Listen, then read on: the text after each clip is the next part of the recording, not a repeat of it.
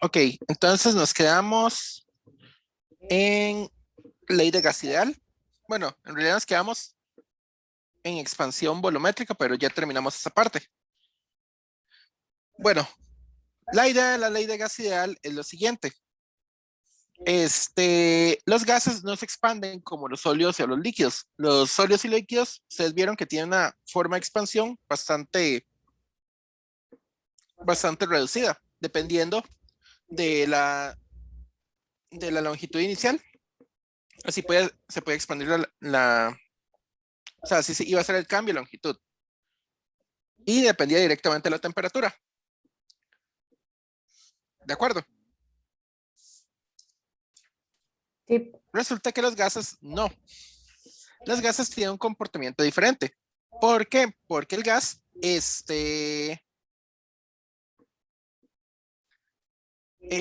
no cumple con lo mismo de los sólidos y los líquidos. Los sólidos y líquidos retienen su volumen, aunque el líquido no mantenga su forma, retiene su volumen. Tiene, por lo tanto, un comportamiento muy parecido al del sólido, entre comillas. Siempre y cuando esté en un contenedor, el líquido va a mantener también la forma. La expansión del líquido es indiferente al contenedor o si está regado, el líquido se puede expandir igual. Pero lo que es un gas, no. Entonces, ¿qué fue lo que hicieron? Empezaron a hacer cristalería. Entonces llegó un señor llamado Boyle.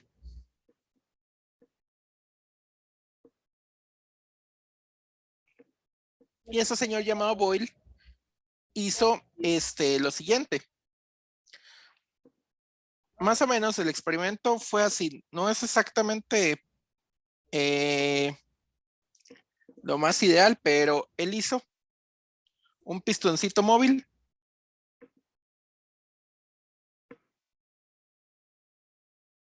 y aquí hay gas. Este pistón móvil, él lo sumergió en un líquido. ¿Por qué lo sumergió en un líquido? Bueno, para tratar de mantener lo mejor posible la temperatura. Entonces, a temperatura constante,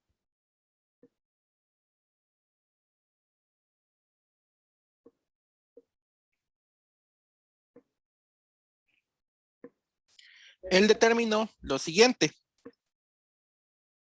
que el producto de la presión, bueno, y aquí le puso un manómetro.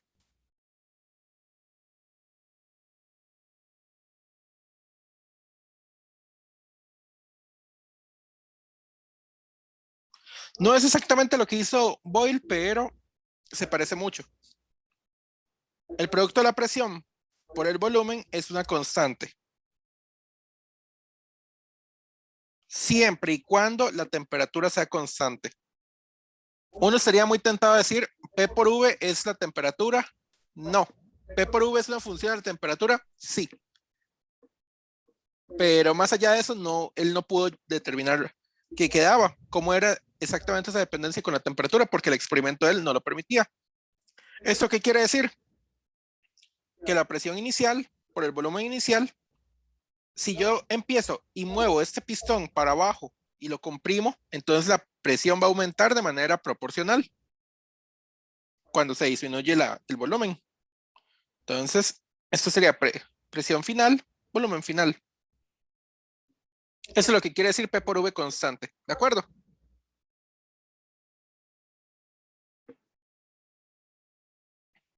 ¿Todos Profe, de pero acuerdo? esto, perdón, esto siempre es a temperatura constante. Siempre a temperatura constante. Muy Ok. importante. Si no, no se cumple la ley de Boyle. Así se llama. Ley de Boyle. Por eso le puse ahí Boyle.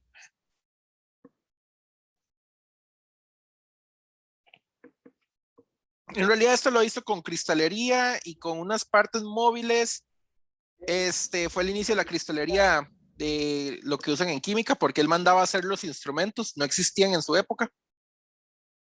¿De acuerdo? ¿Puedo borrar ya? Sí, profe. Entonces, cada vez que tengan la temperatura constante, ustedes pueden decir P inicial por V inicial es igual a P final por V final. O P por V es una constante, como gusten. Entonces voy a borrar. Luego llegó un señor llamado Charles.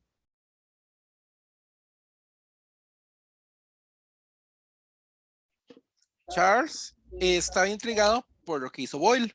Quería estudiar también lo que pasaba con los gases. En realidad, esto no pasa con todos los gases, porque ellos experimentaron con varios gases, no solamente con un solo tipo de gas, experimentaron con gases puros. Experimentaron primero con helio, argón, neón, oxígeno, hidrógeno, nitrógeno.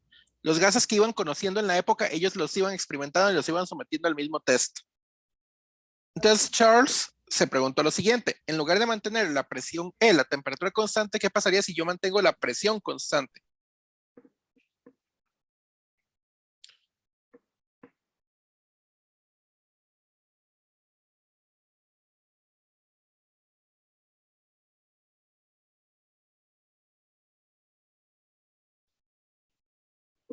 Exactamente cómo lo hizo, no sé. Sinceramente, creo que esta vez lo que hizo fue que sumergió. Creo que lo que hizo fue, tuvo que haber sumergido algo así como una especie como de globo móvil. O sea, algo como un globo en un líquido, pero esta vez lo sumergió por completo en el líquido. El líquido le va a mantener más o menos la presión constante, pero el líquido lo iba calentando. Me parece que algo así fue lo que él hizo.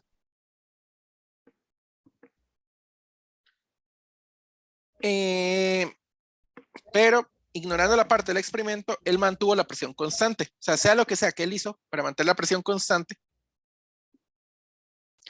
entonces encontró lo siguiente. No, mentira. Ya me acordé qué fue lo que hizo. Mentira, porque es algo muy básico. De nuevo el pistón, pero al pistón le puso una trampa acá. Un sello para que esto no se moviera. No, ese es para volumen constante. No, sinceramente no me acuerdo cómo fue que hizo bien Charles esto. Esto puede mantener la presión constante, pero la presión interna puede aumentar. No, mentira, esto no puede servir. Sí era como un pistón, pero creo que es como un pistón móvil.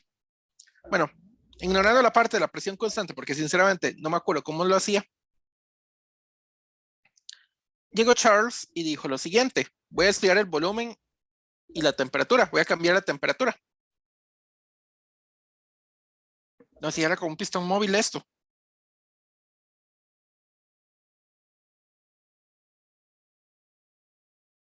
Ya me acordé. Es un pistón con una pesita aquí. Esta pesita en todo momento, el pistón es móvil, completamente móvil. Él no le puso nada más que una pesita. Esta pesita va a determinar una presión particular sobre el gas, y abajo lo que le puso fue un mechero.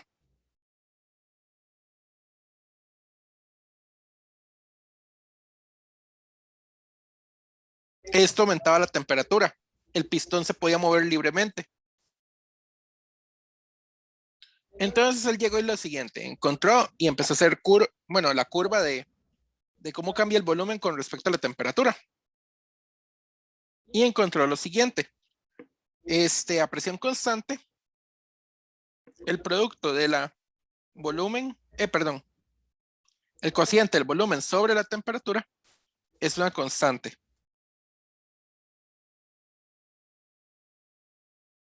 Nuevamente, esa constante puede decirse que es una constante dependiente de la presión, pero la presión es constante. Se puede decir lo mismo que el volumen inicial sobre la temperatura inicial es igual al volumen final sobre la temperatura final, siempre y cuando la presión sea constante. ¿De acuerdo?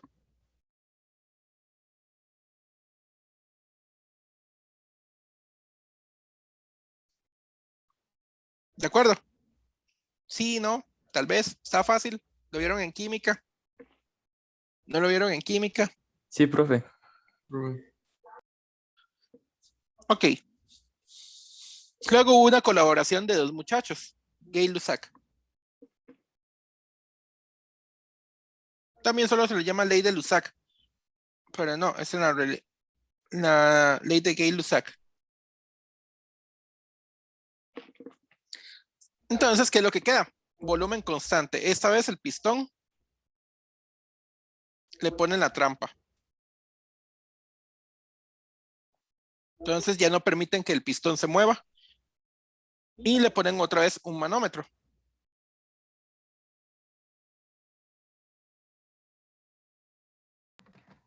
Profe, ¿Sí? perdón, ¿se puede volver un pelito rápidamente a ley de Charles, porfa?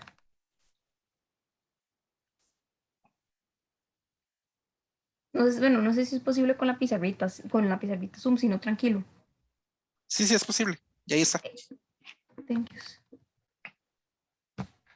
Ok.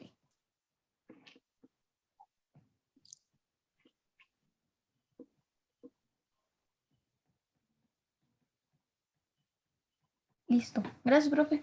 Ok.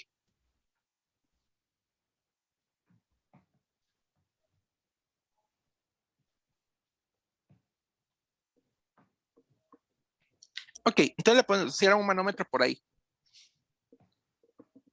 En realidad lo que le ponían era un manómetro de mercurio, no era un manómetro ni de agujita ni digital. No existían en su época. Es un manómetro de mercurio. Y lo que hacían era medir la diferencia de alturas. Pero no me voy a preocupar por la parte del manómetro. Lo que me interesa es que ahí había algo que medía la presión. Y fue con la misma historia. Quiso ver qué pasaba con el volumen constante. Por eso son las dos trampas que le ponen ahí.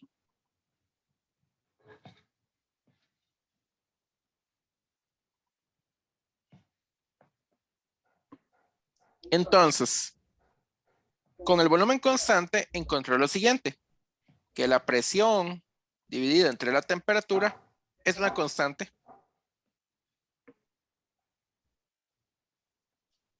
Traducido de otra manera, presión inicial sobre temperatura inicial es igual a presión final sobre la temperatura final.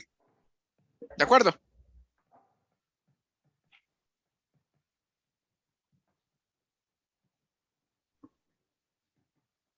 Profe, Más o menos. ¿Sí? ahí la temperatura no importa en qué Sí, escala claro que esté. importa mucho.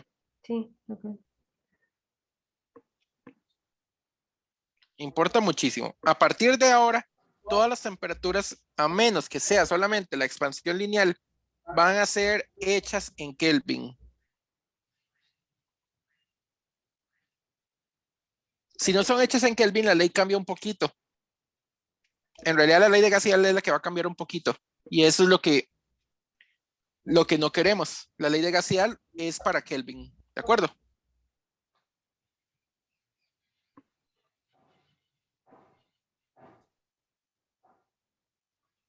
¿Todo el mundo de acuerdo? Todas Profe, las anteriores. cuál fue la Sí, que profe. dijo que es excepto cuál? Que usted dijo que todo en Kelvin menos algo. Ok. ¿Puedo borrar acá? Por mí. Ok. Esta.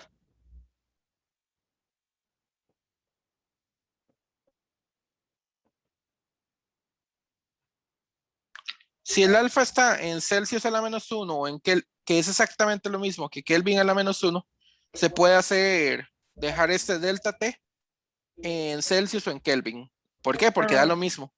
ujú. Ok, Recuerden, un ok. delta T en Celsius es lo mismo que un delta T en Kelvin.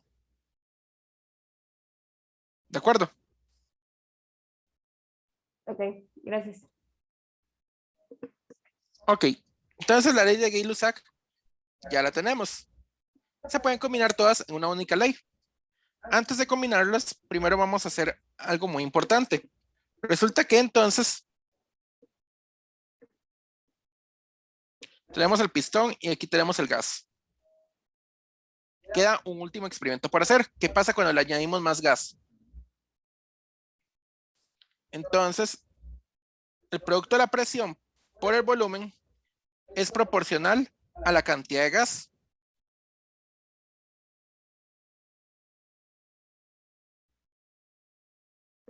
Ahora, ¿qué es lo que queda? Bueno, la manera de medir una cantidad de una sustancia tradicionalmente era con la masa, pero medir la masa de un gas es terriblemente difícil. Un gas no se queda quedito. Podemos medir un líquido si lo metemos en un contenedor y lo ponemos a una balanza. Si vaciamos luego el líquido del contenedor y sabemos el peso del la masa del contenedor, podemos saber la masa del líquido. Simplemente se restan esos. Pero un gas no es nada sencillo. Incluso metiéndolo en un contenedor, la masa del contenedor puede que sea muchísimo mayor que la masa del gas. Entonces, había que inventarse algo mejor.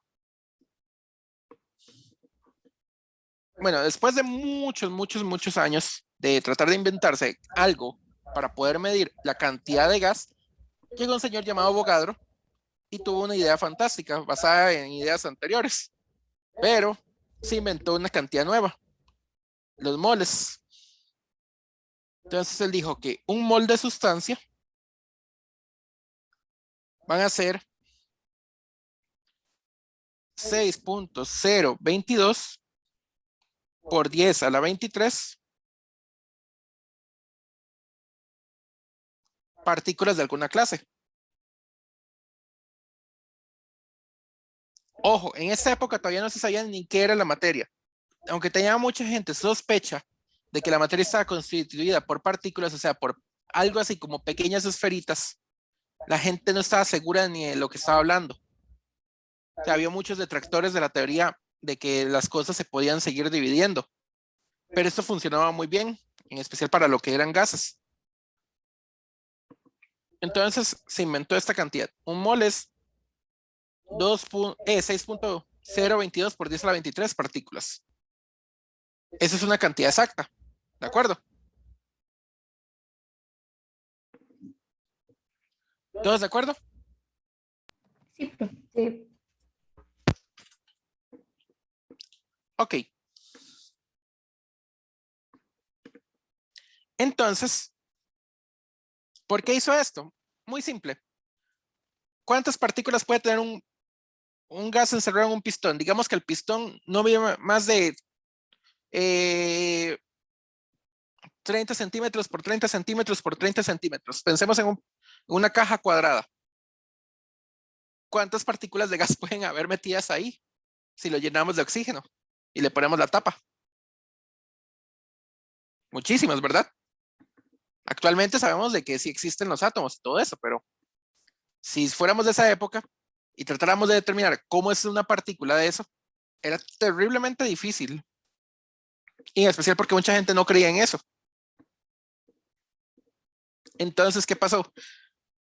Tratar de como cuantificar cuánta sustancia quedaba ahí adentro era muy complicado. Y de todos modos era muy grande. Vean que estos son, de ahí, 1 por 10 a la 6 son 1.000.000 de partículas. Estos son 22 órdenes de magnitud, 1.000.000. O sea, es una cantidad enorme este número. Pero nos permite establecer moles de manera más,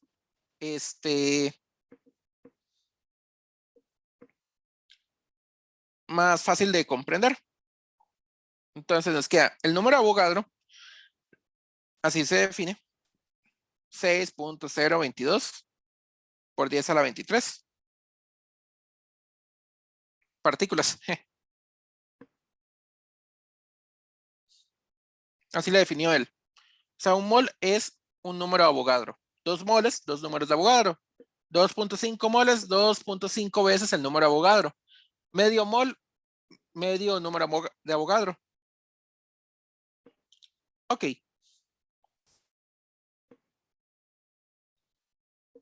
¿Puedo borrar acá?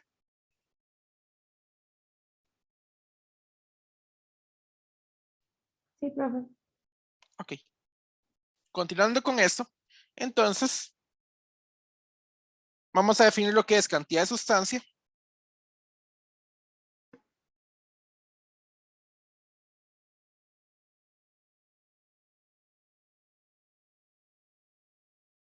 N minúscula como el número de moles.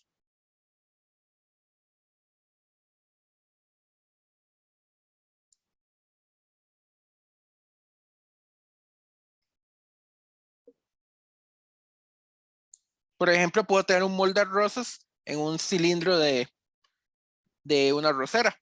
En realidad no creo que haya un mol de arroces, pero digamos que existe un cilindro lo suficientemente grande para tener un mol de arroces. O sea, de granos de arroz. Puedo tener también un mol de partículas de cobre. Puedo tener un mol de moléculas de oxígeno. Puedo tener un mol de átomos de oxígeno. Y hay que tener mucho cuidado con lo que uno habla. Aquí no nos vamos a preocupar mucho por esa parte, porque no se necesita. Pero si ustedes están hablando de una sustancia en particular, por ejemplo, el oxígeno tradicionalmente es una molécula diatómica. Yo puedo contar o las moléculas o los átomos individuales. Entonces, ¿qué pasaría? Si yo digo que tengo un mol de moléculas de oxígeno diatómico, ¿cuántos átomos habría entonces? El doble, 2 moles. Entonces hay que tener mucho cuidado. ¿Qué es lo que se está midiendo con el mol? ¿De acuerdo? Como les dije anteriormente, esto, lo podemos pasar como el número de Avogadro. Lo que está haciendo es midiendo una cantidad exageradamente grande de cosas, de partículas. Entonces yo puedo pasar fácilmente al número total de partículas, n mayúscula, simplemente haciendo el número de moles por el número de Avogadro.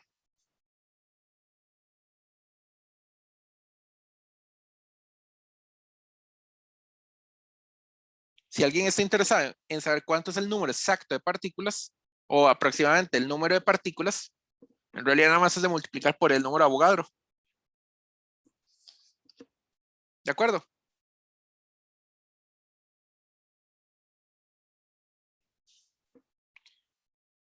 Sí, profe. Espero que sí.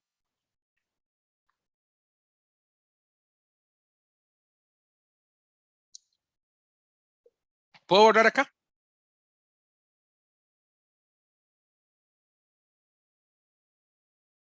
Yo creo que sí, profe. Sí, profe. Sí. Ok. Ahora, nos gustaría de alguna manera cuantificar el número de moles con la cantidad de materia, o sea, con la masa de la materia. Para ello, vamos a definir la masa molar.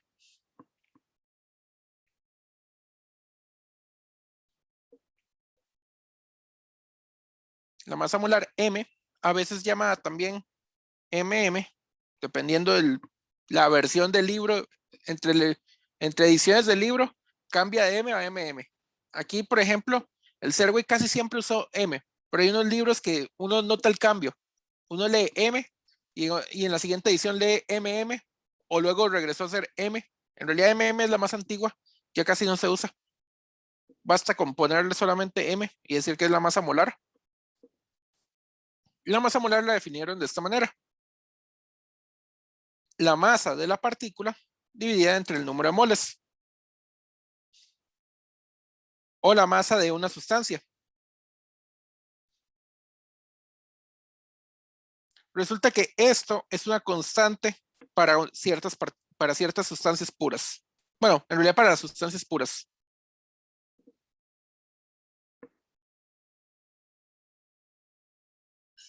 La masa es directamente proporcional a la cantidad de sustancia que queda. Entonces uno podría establecer una especie de masa molar para un solo átomo. La masa molar siempre aparece en una tabla periódica. Por más básica que sea la tabla, siempre aparece un numerito por ahí. Por ejemplo, la masa molar del carbono, ¿alguien se la sabe? Y yo tengo aquí que es 12.011. La masa molar del carbono aproximadamente 12.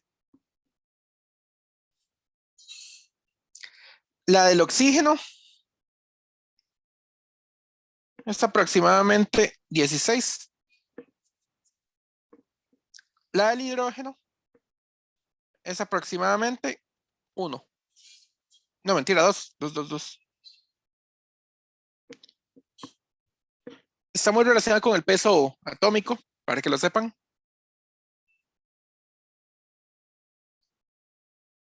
No, es 1.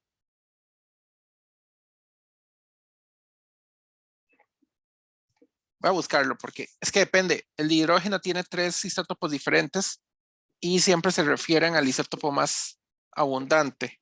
Profe, el de la tabla sí es 1. Uno, sí. Sí. El del deuterio es el que es el de 2. El deuterio es básicamente un hidrógeno, pero pesadito. Y el tritio es un hidrógeno aún más pesadito. Ese sería 3. El del helio sería aproximadamente 4. Él está muy relacionado con la cantidad de partículas que está metidas dentro del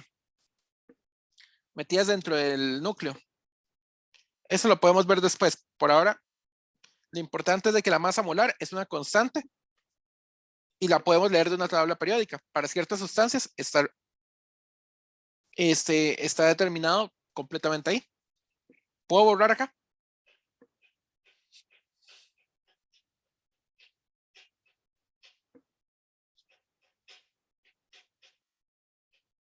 Bueno, normalmente la masa molar la miden en gramos por mol.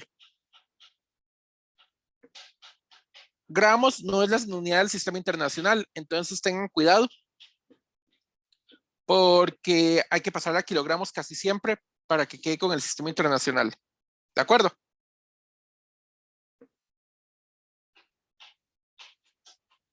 Espero que sí. Entonces, Profe, ¿puede repetir eso, por favor? que la masa molar tradicionalmente la miden en gramos por mol. Vean que es masa entre número de moles. La masa se mide en kilogramos. ¿De acuerdo? Sí. Pero la masa molar de una sustancia normalmente en términos de kilogramos es muy poquito. Entonces, los químicos suelen medirlo en gramos por mol, pero para hacer cálculos, en especial cuando vayan a combinar con una constante que vamos a ver ahorita, entonces vamos a tener un problema terrible. No está en el sistema internacional. Ustedes la pasan al sistema internacional, ¿de acuerdo? Sí, profe. Ok. ¿Puedo borrar acá?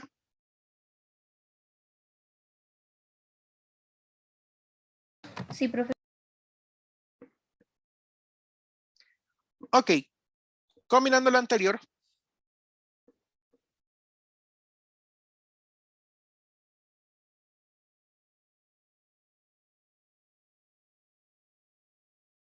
Entonces llegamos a la ley de gas ideal.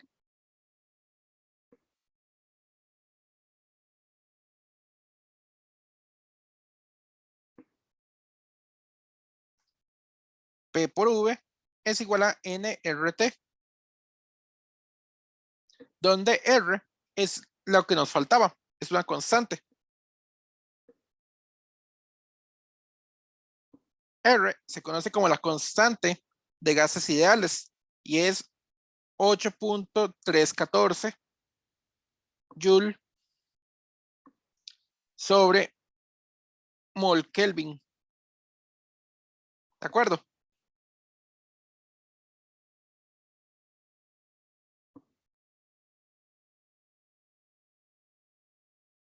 Y se conoce como constante universal de los gases.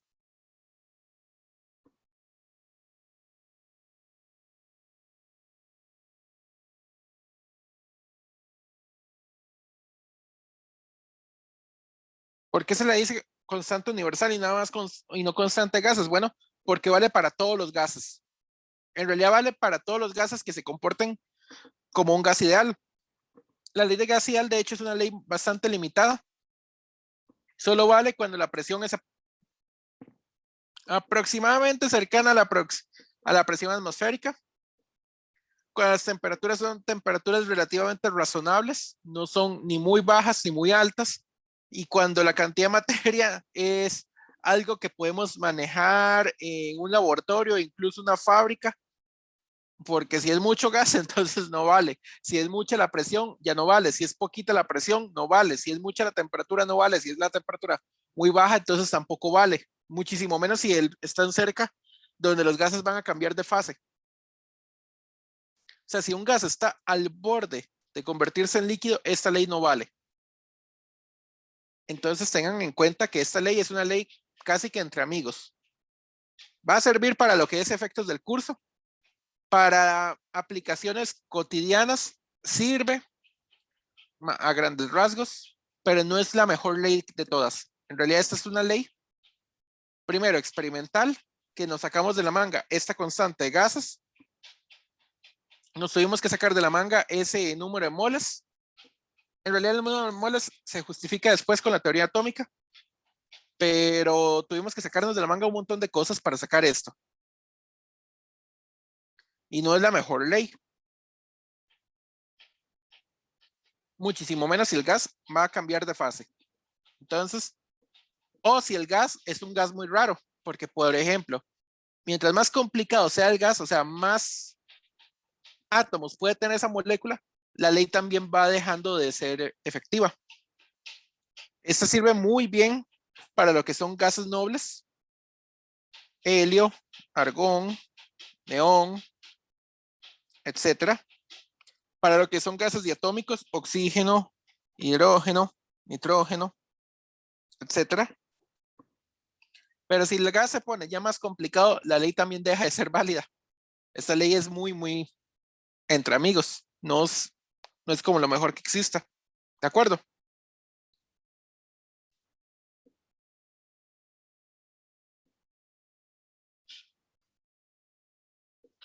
Ok. ¿Puedo borrar acá?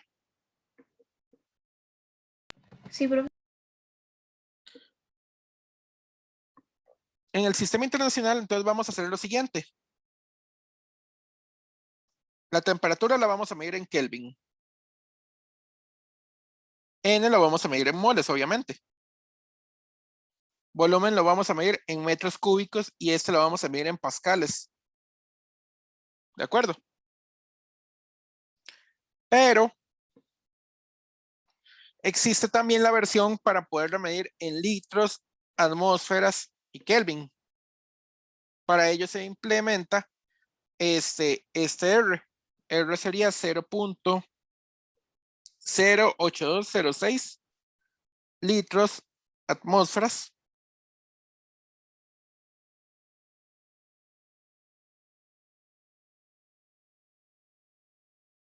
entre mol Kelvin. En este caso, P la tienen que medir en atmósferas, V en litros y T en Kelvin. Yo les recomiendo eviten esto.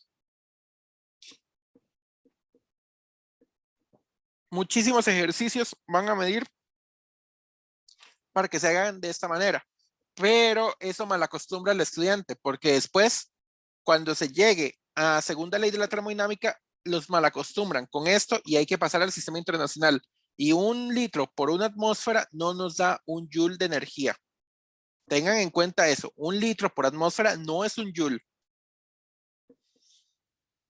Entonces, yo les recomiendo, si ven litros, atmósferas, de una vez pásenlo todo al sistema internacional, ni siquiera se preocupen por trabajar en ese sistema. Olvídense de esto como recomendación mía, y trabajen en el sistema internacional. Pero si quieren trabajar acá, nada más tengan mucho cuidado, en especial cuando veamos energía. ¿De acuerdo? Ok, profe. ¿Puedo borrar acá?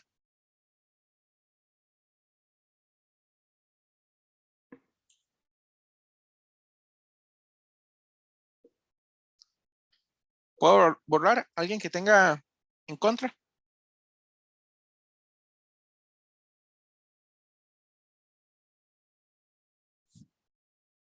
Todo bien, profe. Aquí.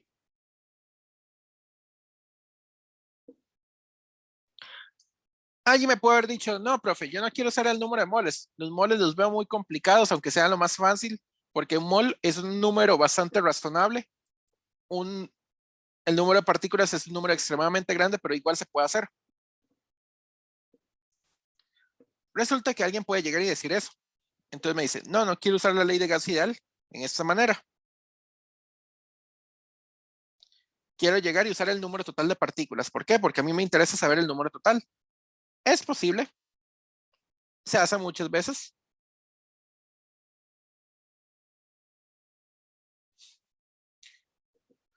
Entonces, Llega un señor llamado Boltzmann. Él había estudiado los gases durante un montón de tiempo y a él no le interesaba tener la fórmula en esta manera. De hecho, le interesaba conocer el número total de partículas. Simplemente se despeja acá. Entonces, el n minúsculo lo despejan.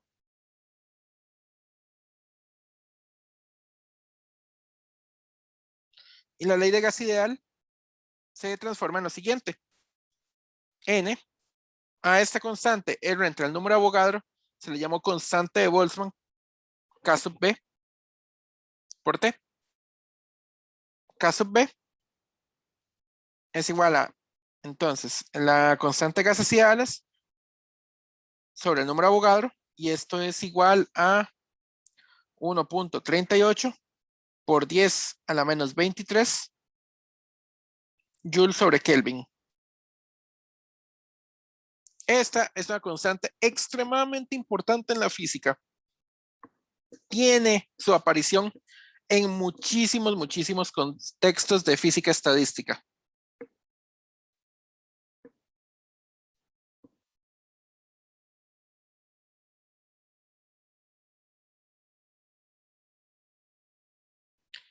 Esta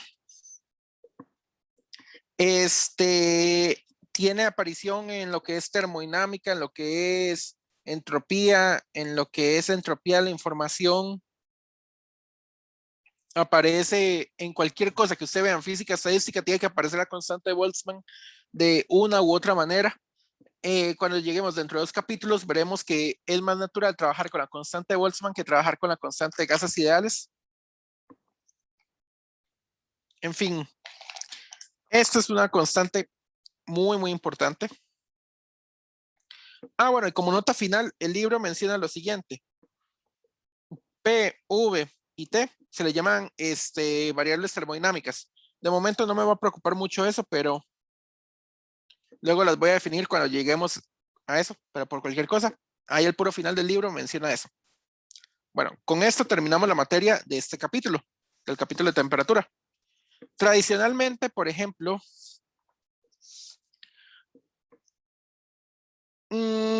muchos de los ejemplos de acá van a ser principalmente enfocados en expansión de sólidos líquidos.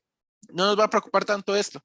¿Por qué? Porque después hay un capítulo completamente dedicado a solo esto, a ley de gas ideal, pero visto no de una manera experimental, visto de una manera teórica.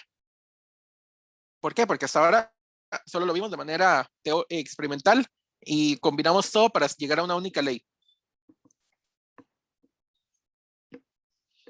¿De acuerdo?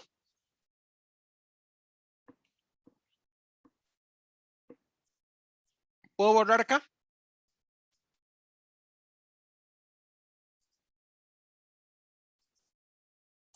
Para mí sí, profe.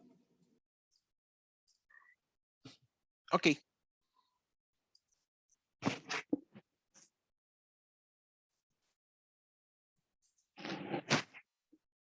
Entonces,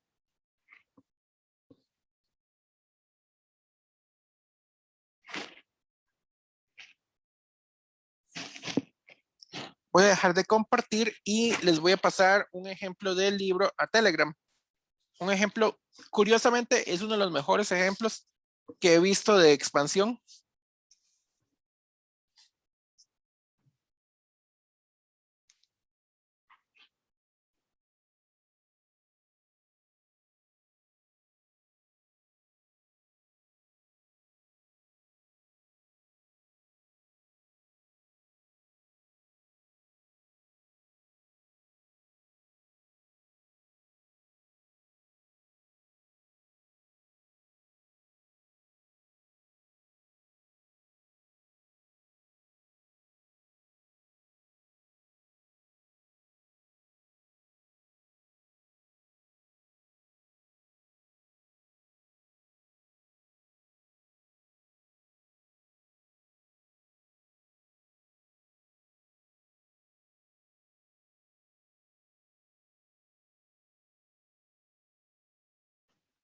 ¿Lo pueden ver?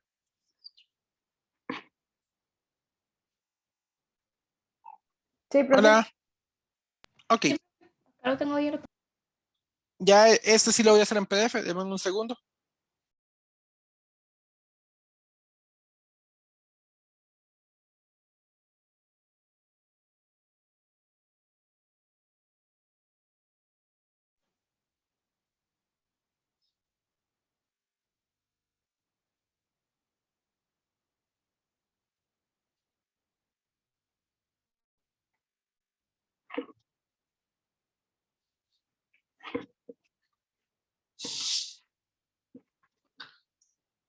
Entonces, este es el Serway. Décima edición. Curiosamente es uno de los mejores ejemplos y no lo vi en las ediciones anteriores, al menos en la séptima no lo vi. El ejercicio 31. Dice así, 2 barras metálicas se fabrican de ínbar y una tercera metálica de aluminio. A 0 grados Celsius, cada una de las 3 barras se taladra con 2 orificios separados, 40 centímetros. A través de los orificios se ponen clavijas para ensamblar las barras en un triángulo equilátero. ¿Cómo se muestra en la figura ahí? Primero, ignore la expansión del ínbar. Encuentre el ángulo formado entre las barras de ínbar como función de la temperatura en Celsius. Entonces, ¿cómo funciona esto?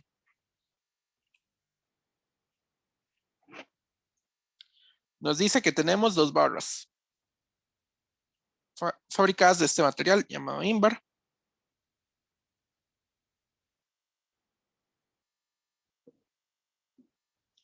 Y una barra extra.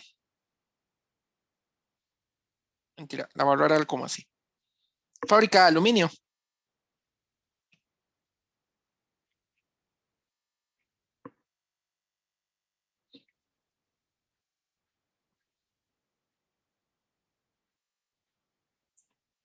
Dice que estamos en este contexto a una temperatura inicial de 0 grados Celsius. ¿De acuerdo? Nos dice lo siguiente. Para la parte A, la expansión del ínbar va a ser minúscula si hacemos cualquier cambio. No sé si será cierto, pero ignoramos la expansión del ínbar. ¿Eso qué quiere decir? La longitud inicial solamente se mantiene para las 2 barras de ínbar. El aluminio sí se le da permiso de cambiar su longitud. ¿De acuerdo? Entonces, queremos ver el ángulo como función de la temperatura. O sea, queremos una fórmula.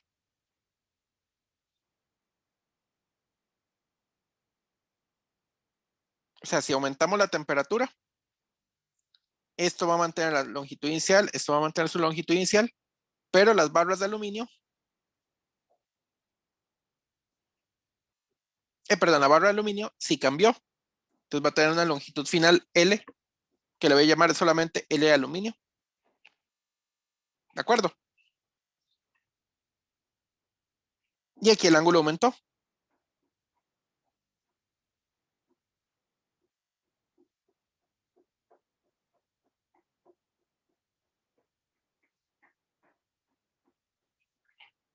Entonces, lo primero que hay que hacer es identificar qué clase de fórmula nos puede ayudar en esto. Obviamente tiene que ser la fórmula de expansión lineal.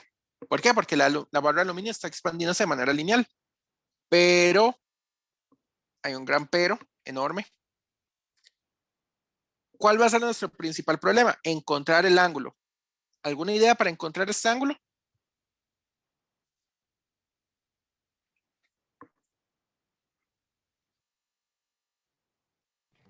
Profe, como es un triángulo equilátero y me están dando que uno de los catetos mide, bueno, 40 centímetros, se puede encontrar, bueno, por funciones trigonométricas o si mal no recuerdo. Sí, el problema es de que Todos los solamente se va a mantener la ángulos de un longitud inicial equilátero para son esto. 60 grados. Ok. Hay que encontrar cita en alguna manera. Ujú. No se me vale usar que cita va a ser 60 grados en todo momento. Ok, Yo lo ok. quiero para cualquier otra temperatura. O sea, yo le puse, yo lo puse a 50 grados Celsius y ya no es un triángulo equilátero, es un triángulo isósceles. Ujú, ok, perfecto, profe. ¿Cómo encontraríamos ese ángulo?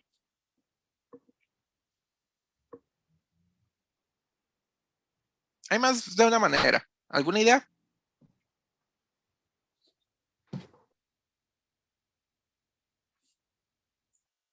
Con ley de cosenos, Es una idea muy buena. Se la sabe.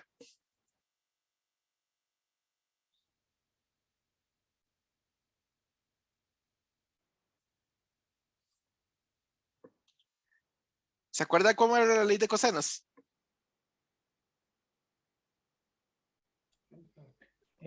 por ahora, bueno, sí me acuerdo que ella involucraba las tres medidas de los lados, y con eso se podía sacar el lado, pero no me acuerdo así muy bien cómo era Exactamente, la nadie se fórmula. acuerda. Es una muy buena idea. La admito, es una excelente idea. Si usted se la sabe, la puede usar, pero la mayoría de gente nunca se acuerda de la ley de cosenos. La ley de cosenos es un primer intento, está perfecto. Si conocemos este lado, la ley de cosenos es la siguiente. Este lado, el lado del aluminio, al cuadrado es igual al uno de los catetos, bueno, uno de los otros lados, perdón, al cuadrado más el otro de los lados al cuadrado menos 2 veces este con este por el coseno del ángulo. Es una idea excelente, perfecta. Yo no le digo que no se puede usar por acá. De hecho, se puede y sale rapidísimo. Alguien me pudo haber dicho también la ley de seno.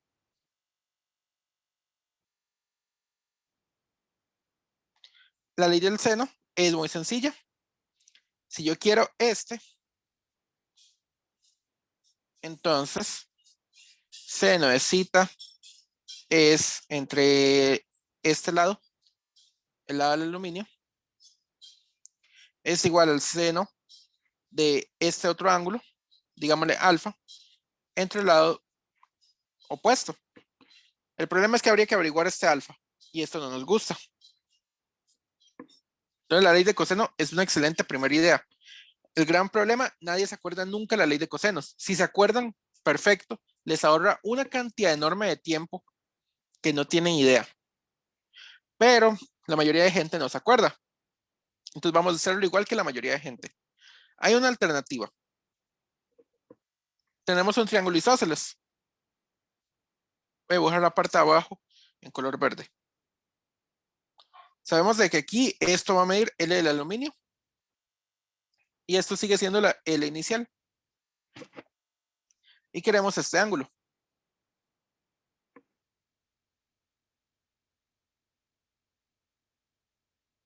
¿De acuerdo?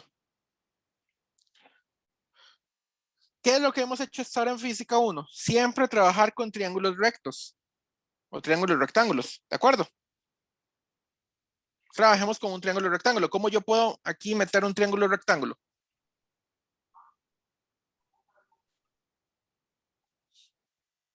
Lo puede ir. Saca una línea del ángulo hacia el lado Exactamente.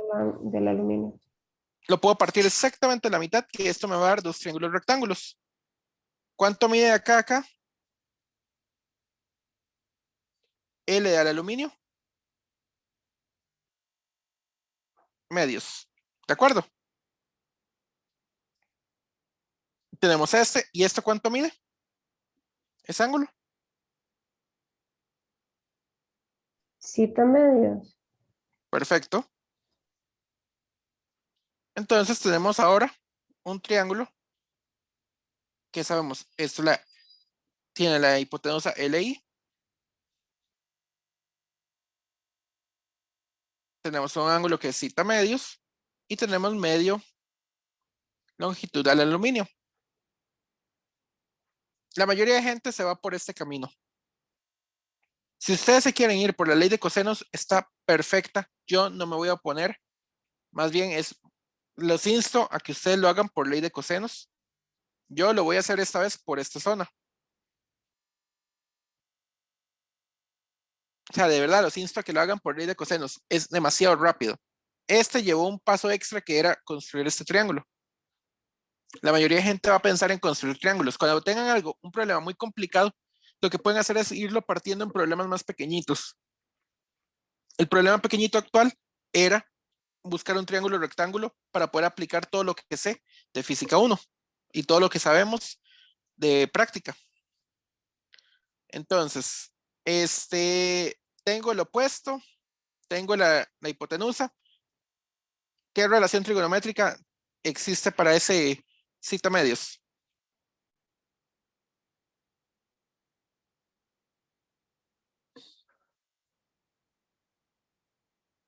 Opuesto, hipotenusa, eso me da ¿el qué del ángulo? Seno del ángulo. Perfecto. Entonces, el seno del ángulo, pero esta vez la mitad del ángulo, es igual a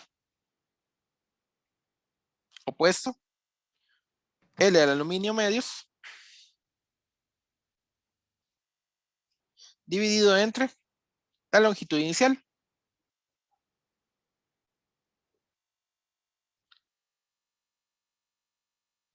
Seno de cita medios, esto es igual a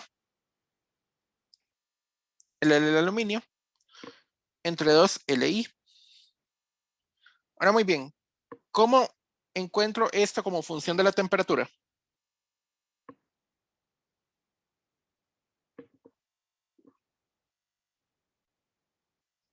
¿Alguien se acuerda de la fórmula? Solo tenemos prácticamente que 4 fórmulas en este capítulo. La de 5 contando con las longitud, conversiones de unidades. ¿Cuál era?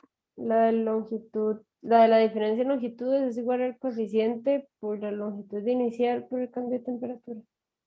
Exactamente.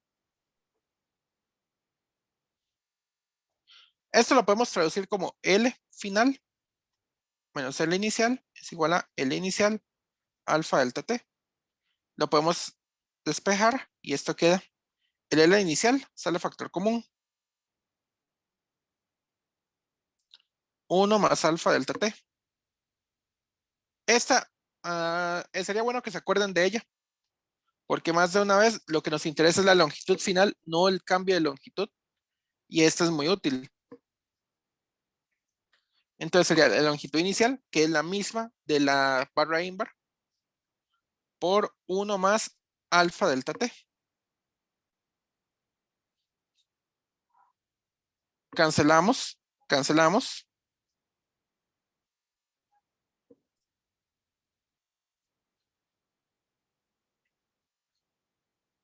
Esto es igual a un medio de 1 más alfa por... El alfa normalmente se da en Celsius a la menos 1. Entonces no hay ningún problema, o Kelvin a la menos 1. Las dos son exactamente la misma cosa. ¿Por qué? Porque cambios en Celsius son los mismos cambios que Kelvin. Entonces da lo mismo que yo diga alfa es Celsius a la menos 1 o alfa es igual a Kelvin a la menos 1. Entonces, puedo poner esto como temperatura final, que es solamente T, menos la temperatura inicial. ¿La temperatura inicial cuánto era? Eran 0. 0 grados Celsius. Lo puedo eliminar. Y seno de cita medios es igual a un medio de 1 más alfa T, donde T está medido en Celsius.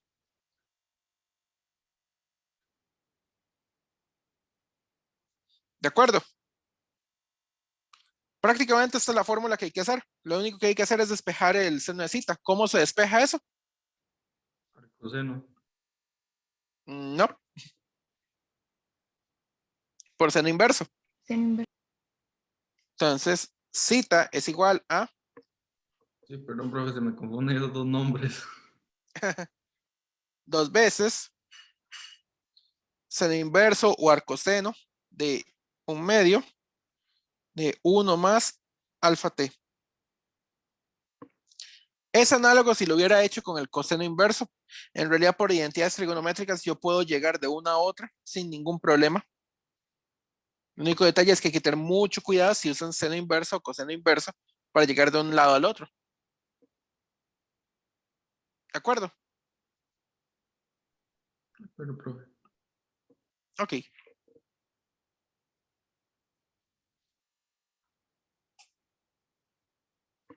Dice la parte B. ¿Esta fórmula es precisa para 0 grados Celsius? Sí. Por una razón. La parte B. T igual a 0 grados Celsius. Eso hubiera querido decir de que no hay expansión. La longitud final es igual a la longitud inicial. Pero vamos a poner esta fórmula a prueba. Así como está.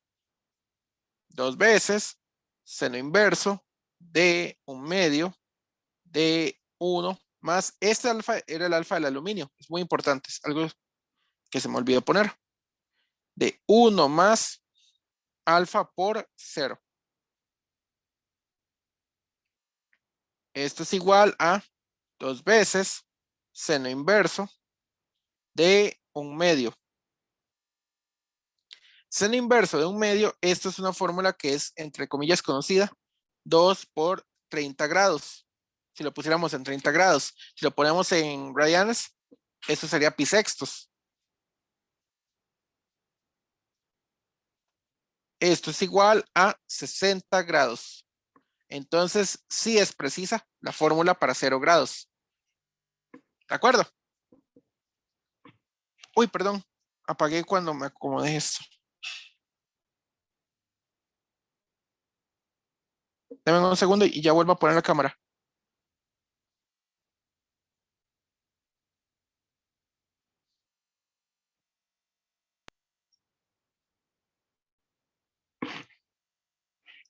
Sí pueden ver la pantalla, ¿verdad? Sí, profe. Profe, perdón, una preguntilla. Ajá. ¿Verdad que, bueno, igual si hago esa fórmula, en vez de hacer la fórmula de 2 por 30 grados, casi que el seno inverso de 1/2 me va a dar lo mismo? Bueno, 2 por... Sí. O sea, seno inverso de 1/2 es 30 grados o pi sextos radianes. Ujú. Listo. Gracias, profe. O sea, yo nada más puse a prueba la fórmula a ver si era correcta. Y tiene que ser correcta. Dice la D, resuelve el problema de nuevo e incluye la expansión del ímbar. El aluminio se funde a 660 grados y el ímbar a 1427 grados. Supongo que los coeficientes de expansión son constantes. ¿Cuáles son el mayor y el menor ángulos obtenibles entre las barras de ímbar? Bueno, esa parte se las voy a dejar a ustedes. Yo nada más voy a hacer el sketch de la prueba para pasar rápido. ¿Por qué? Porque eso va a tardar toda la vida. Entonces, la parte D nos dice, les va a tocar la E y la F. Yo voy a hacer la D rápidamente. Nos dice ahora, las barras de ímbar se expanden. Eso, y ningún material se expande igual que otro. Entonces, como ningún material se expande igual que otro, qué horrible. No.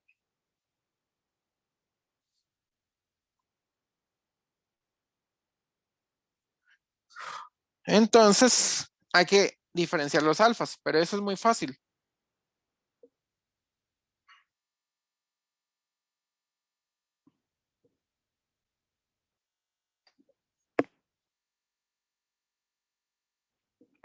Misma historia. Esta vez, por diversión, voy a usar la ley de cosenos, que es más rápida. Entonces, ley de cosenos. El largo del aluminio es igual a el largo de los otros dos, pero los otros dos es un triángulo isósceles. 2 veces L del ímbar al cuadrado este, menos, voy a copiar, escribirlo un poco más para acá.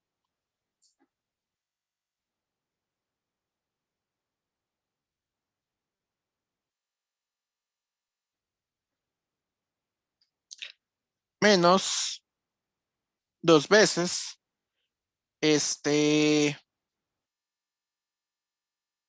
nosotros dos, L de ímbar al cuadrado coseno del ángulo. Esta vez la voy a hacer así, porque es más rápida.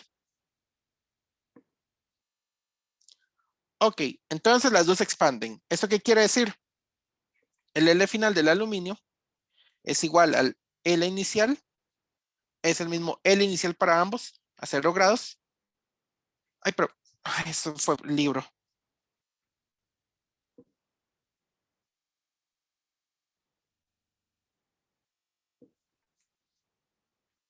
Profe, Eso fue que estoy apoyando el botón de apagar sobre el libro. hace como 3 semanas usted nos dijo que si alguien tenía un iPad que le pudiera ayudar, no sé si al final consiguió alguien que le ayudara. No, se me borraron todos los libros del iPad y creo que ya los perdí. Ah, 130 y resto de libros perdidos.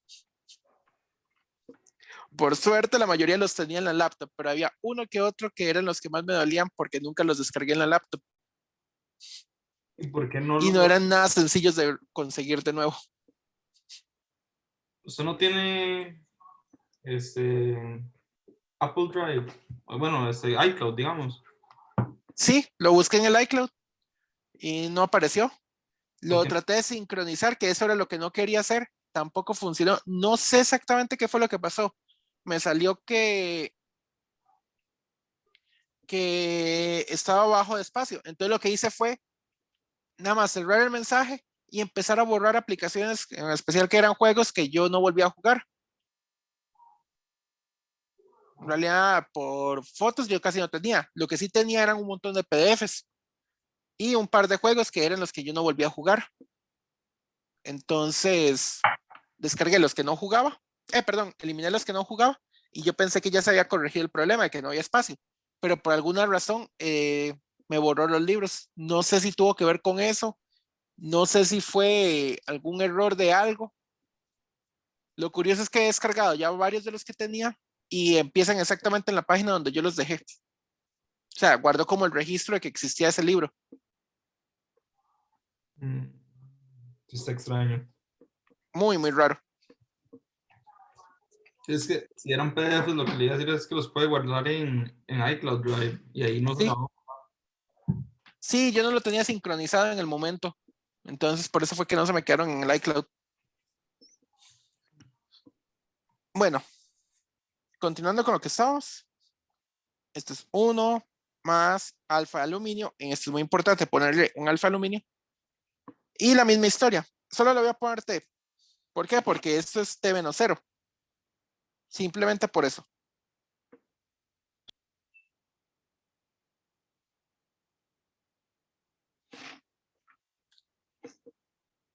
Para el INVAR, la historia es muy parecida. El L final del INVAR es igual al L inicial, pero el L inicial es el mismo para ambos. Por 1 más alfa del INVAR. Bueno, puedo subir un toque que Ok, claro. las...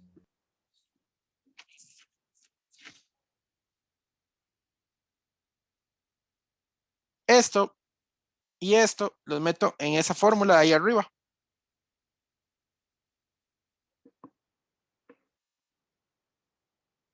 ¿Puedo bajar ya? Sí, pero... Gracias.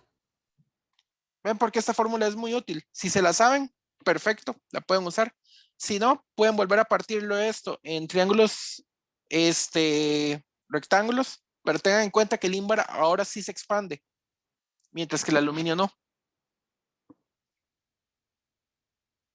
Profe, la L inicial de ambos es la misma, ¿cierto? El L inicial de ambos es la misma, a 0 grados, ambos tienen exactamente la misma longitud. Entonces vamos a ver. Profe, Me- ¿qué es lo que nos piden? Es ¿Cómo? que, qué es lo que pide la parte D? Es que no tengo claro porque estamos sacando una... Repite el problema, pero el INVAR ahora sí se expande. Ok, entonces estamos sacando para el aluminio otra vez y para el ímbar nuevo, digamos. Ah, exactamente. Ok. En la primera parte, lo que supusimos era que el aluminio se expandía mucho más rápido que el ímbar. Entonces no vamos a sentir la expansión del ímbar. Ujú.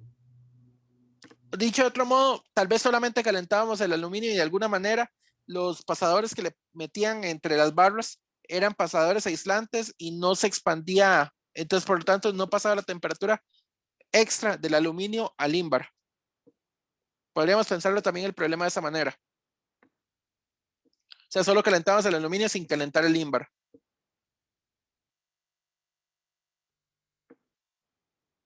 Ok. Entonces, la idea será meter estas dos fórmulas ahí adentro. La primera es la del aluminio. Entonces, esto es el inicial del aluminio al cuadrado por 1 más alfa del aluminio por T. Todo esto al cuadrado. Esto es igual a 2 veces el L inicial al cuadrado del ímbar, pero es el mismo el aluminio, por 1 más alfa al ímbar por T, todo al cuadrado, menos 2 veces el L inicial, como se es nada más al cuadrado, entonces es casi que lo mismo, 1 más alfa del ímbar por T, todo al cuadrado, por coseno del ángulo. Miren, la fórmula es extremadamente directa. El L inicial se repite en todos los factores.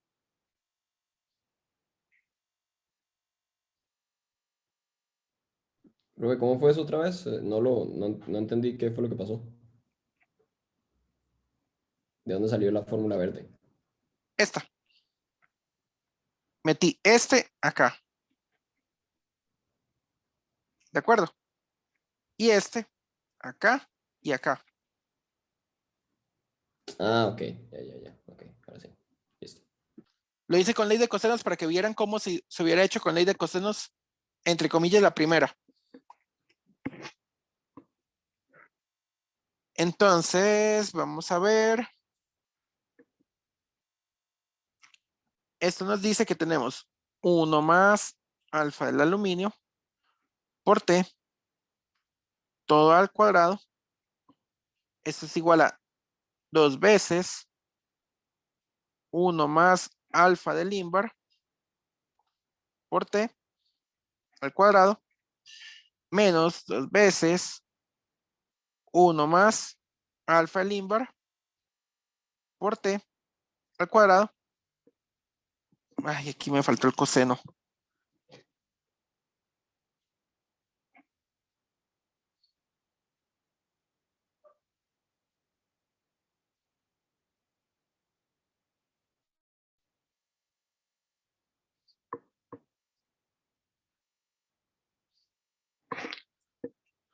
Yo puedo sacar fácilmente factor común 2 por 1 más alfa del ímbar por T al cuadrado, lo puedo sacar a factor común. Esto queda 1 más alfa del aluminio por T al cuadrado igual a 2 veces 1 más alfa del ímbar por T al cuadrado por 1 menos coseno de zeta. ¿De acuerdo?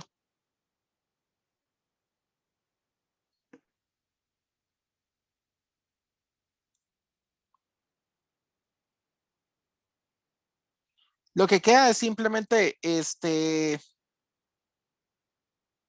dividir 1 más alfa del aluminio por T, todo al cuadrado, dividido entre 2 veces 1 más alfa del ímbar por T al cuadrado es igual a 1 menos coseno. Se los dejo los detalles a ustedes para que lo completen. Nada más es de mandar a restar esto, mandar a sumar esto y usar coseno inverso en ambos lados. O sea, les queda para completar los detalles. Entonces, ven que esta es una manera de hacer esa clase de ejercicios. Les dejo a ustedes para que hagan la E y la F. Eso es los mayores ángulos que se pueden obtener y hay que determinar cuál se va a quebrar primero. si el aluminio o el ínbar, o sea, cuál se funde o se va a quebrar primero. Profe, perdón, una duda. Ajá. Los coeficientes del aluminio y del ímbar, ¿eso viene como en una tabla o Sí, claro. y Si está en el ustedes libro? ¿O está en lo el busco libro, en claro. internet? Ah, ok. Siempre que ustedes vean con algún coeficiente, la tabla tiene que existir. La tabla está en el libro en alguna parte. En este caso es la tabla 18.1.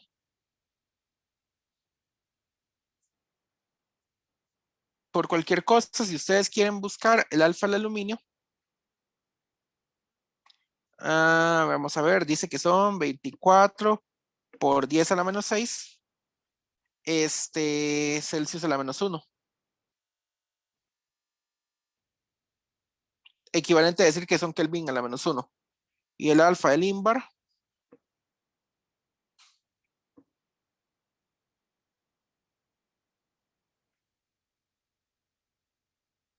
.9 por 10 a la menos 6.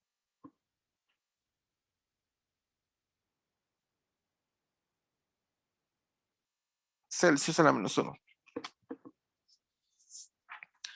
Ok.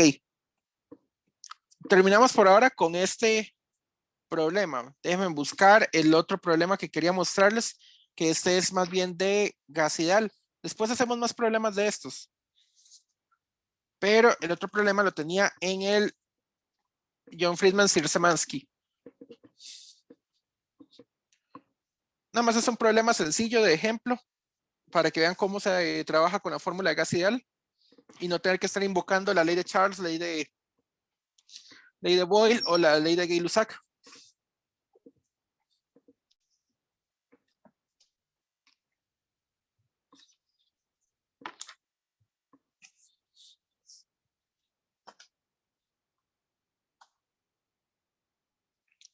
En realidad es curioso, yo no hubiera puesto la ley de gases ideales en este capítulo. Seguramente era para rellenar materia, pero es que esta ley de gas ideal después dedican todo un capítulo entero solo a esto.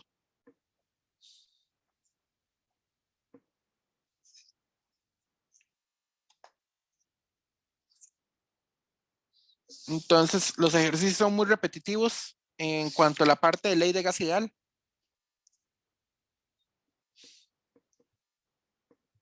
Ya se los paso, aquí lo tengo.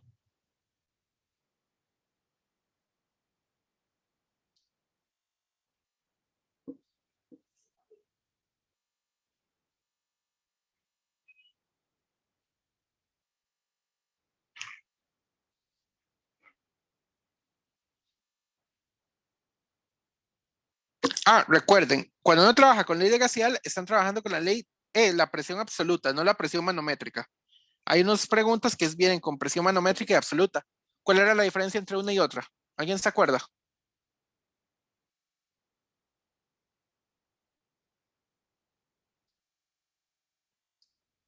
Eso es física 1. Sinceramente yo no probé. No, bueno. Vamos a hacer entonces 2 problemas en lugar de 1. Yo quería hacer solamente un problema y pasar, aunque sea a ver el primer concepto de la otra, del siguiente capítulo. Ya lo tienen visible, ¿verdad?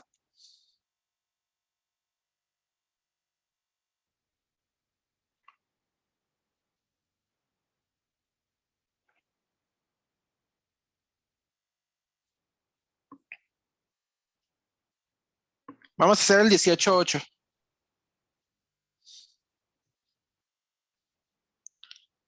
Cuando nos hablan de esta ley, PV es igual a nRT. La P que se mide acá es siempre la presión absoluta.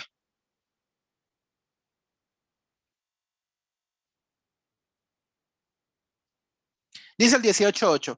Un soldador llena un tanque de 0.0750 metros cúbicos con oxígeno, masa molar, 32 gramos por mol, a una presión manométrica de 3 por 10 a la 5 pascales. y una temperatura de 37 grados Celsius. El tanque tiene una pequeña fuga y con el tiempo se escapa algo de oxígeno. Cierto día la temperatura es de 22 grados Celsius. La presión manométrica del oxígeno del tanque es 1.8 por 10 a la 5 pascales. Calcule la masa inicial del oxígeno y la masa que se fugó. Ok. Aquí nos están hablando de algo muy importante. Día 1.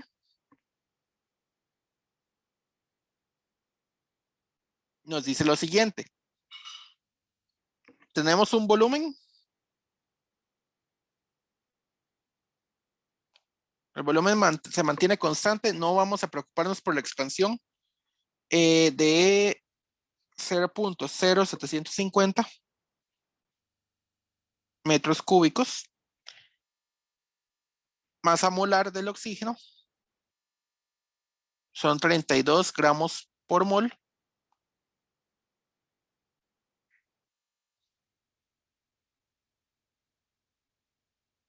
Y nos dice masa molar del oxígeno diatómico. Tengan en cuenta eso. Porque la masa molar del oxígeno monoatómico, o sea, un átomo es 16 aproximadamente. Y nos dice que en el día 1 tenemos una presión manométrica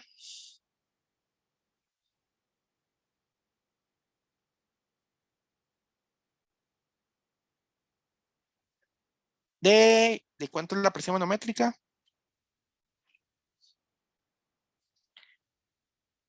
3 por 10 a la 5 pascales.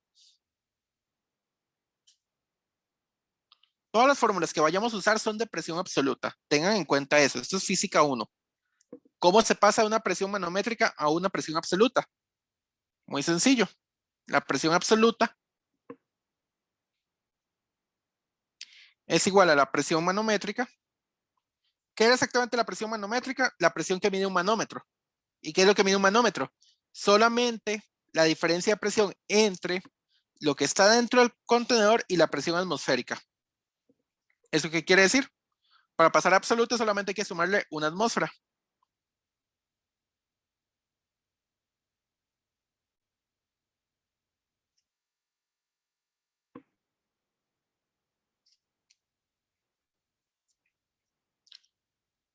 ¿Cuánto era una presión atmosférica? Bueno, ¿cuánto es una atmósfera? Si mal no recuerdo, 1.01 por 10 a la 5. Muy bien.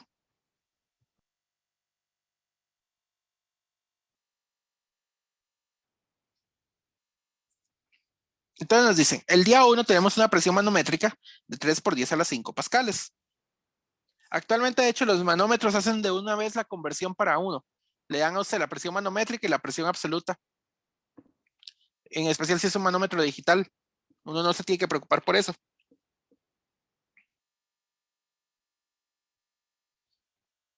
Entonces nos dicen, el día 1 tenemos esa presión manométrica y esa temperatura. La temperatura es 37 grados Celsius.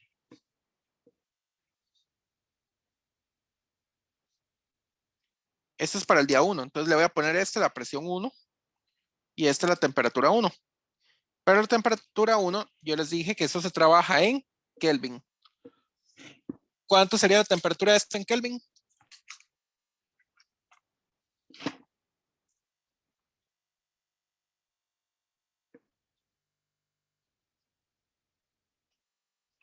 ¿Cómo pasábamos de Celsius a Kelvin? Si lo ven muy nueva la materia, nada más acuérdense de química. En química ya tuvieron que haber visto esta materia hace mucho tiempo. Profe, eran 236. 273. Ok. Profe, no sé si lo hice bien, pero yo lo hice sumándole 37 así y me dio 310.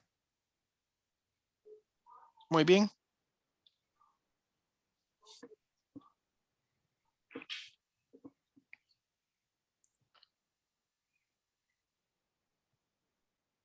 Luego nos dice, hay una pequeña fuga y con el tiempo se escapa algo del oxígeno. En ciertos días la temperatura es de 22 grados Celsius. Entonces, ¿qué es lo que va a pasar? La temperatura del día 2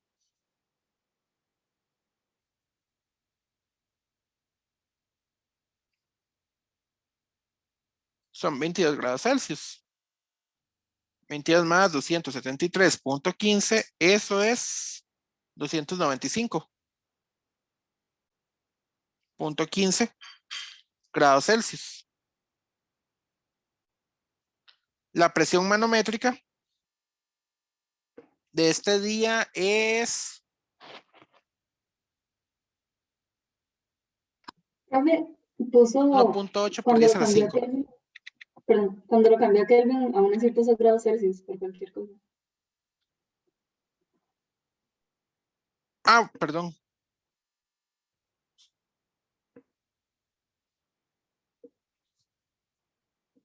Y nunca puse cuánto era la presión absoluta del día 1. Lo voy a poner por acá en color verde. Entonces, la presión absoluta del día 1 es nada más sumarle una atmósfera. Sería 4.01 por 10 a la 5 pascales. Entonces, la presión manométrica del día 2, pongamos,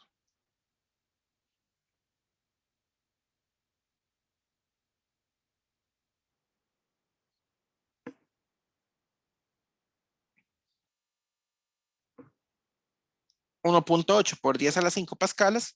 Por lo tanto, la presión absoluta es nada más sumarle una atmósfera. O sea, sumarle 1.01 por 10 a la 5 pascales. Da Las dos 2.8 por 10 a la 5 pascales.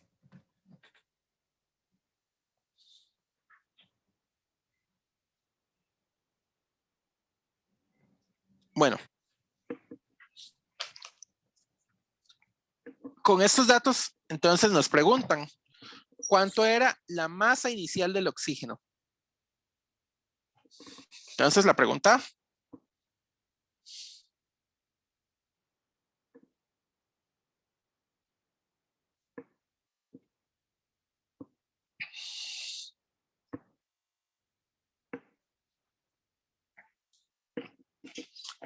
entonces, ¿cómo hacemos para calcular la masa inicial del oxígeno? Hay que calcular primero el N del oxígeno, el N del día 1. Y segundo, ¿qué es lo que hay que hacer? Hay que calcular, usando la masa molar, la masa del oxígeno. Recordemos, masa molar es la masa dividido entre el número de moles. Ya tenemos la masa molar y si tuviéramos el número de moles podemos calcular fácilmente la masa del oxígeno. ¿De acuerdo? Entonces, lo primero que hay que hacer es buscar la masa, el número de moles. P por V es igual a nRT para el día 1. Entonces voy a usar los subíndices 1. Como incluso nos dice que se está fugando el N, que tradicionalmente es una constante, lo vamos a mantener ahora como una variable. La mayoría de problemas, en especial para los de segunda ley de la termodinámica, el N va a ser una constante. O sea, no se va a escapar oxígeno de ninguna parte. Entonces nos dice, tenemos un tanque con un volumen de 0.0750 metros cúbicos. Lo que hay que hacer es despejar esto. N es igual a P1, V1 entre RT. Donde aquí la P tiene que ser la presión absoluta. La presión absoluta que teníamos originalmente era 4.01 por 10 a la 5 pascales. En este caso lo voy a poner directamente acá.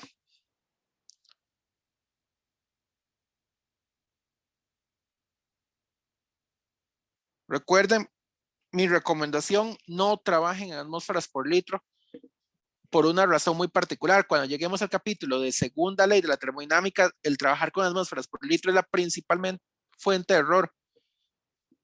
Ahí van a tener serios problemas a la hora de calcular de todo.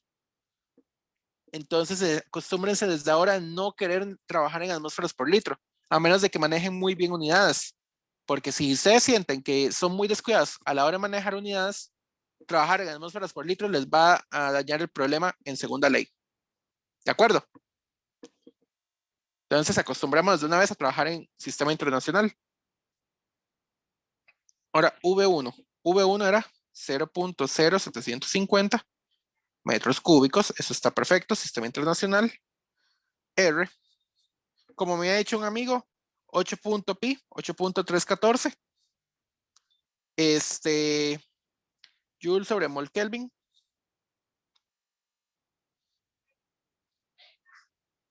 ¿Y qué más tenemos? La T. La T del día 1, ¿cuánto era? 310, ¿verdad? Sí, profe, 310. 310. Kelvin se cancela con Kelvin. 1 pascal por 1 metro cúbico. A grandes rasgos sí es análogo al Joule. Entonces sí, este sí se cancela con este. Y lo único que sobrevive es el mol. El mol sale al numerador y nada más esto es de meterlo en la calculadora. Pero 1 litro por 1 atmósfera no nos va a dar 1 joule. Nos va a dar muchos joules.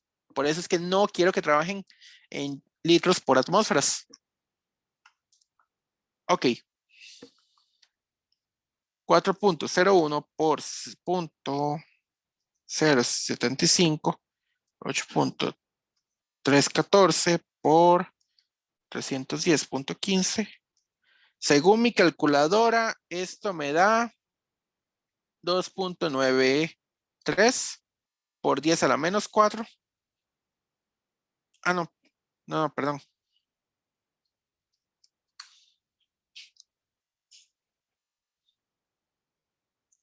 $29.3, perdón.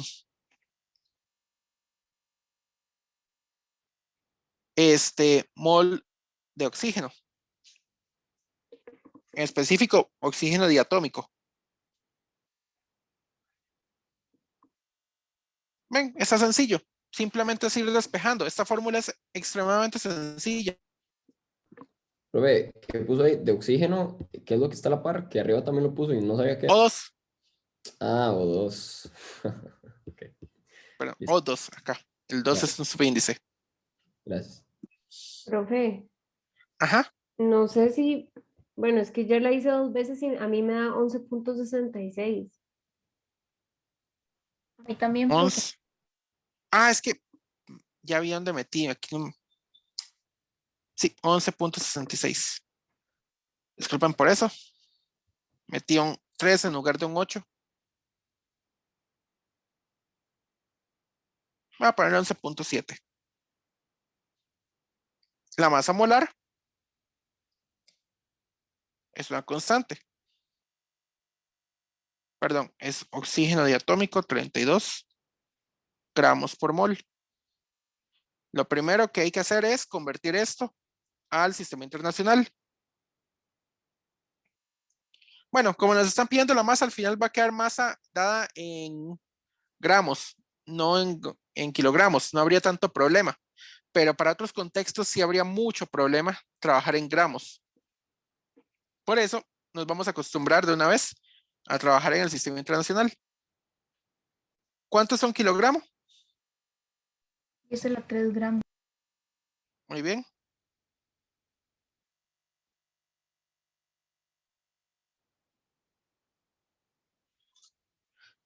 Y la masa molar está definida como el número de moles entre, perdón, al revés, la masa entre el número de moles. Esto es una constante. Entonces, nada más es de despejar esto. La masa sería el número de moles por la masa molar. La masa del sistema es 11.7 mol de oxígeno diatómico. Lo pongo así para diferenciarlo de que es del oxígeno atómico. Por, vamos a ver.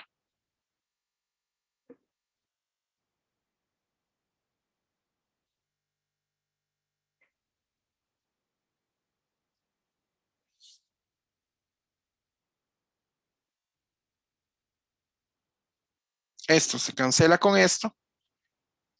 Y lo que nos queda es 11.7 por 32.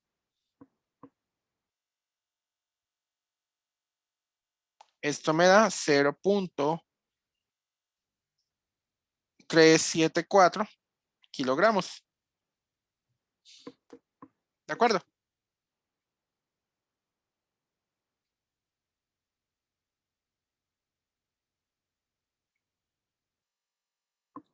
¿Alguna duda hasta ahora?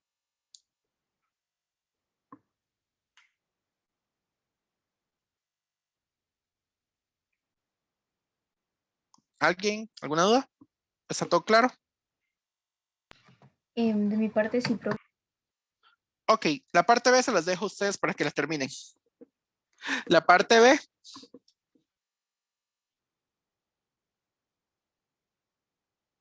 nos dice cuánto oxígeno se escapó.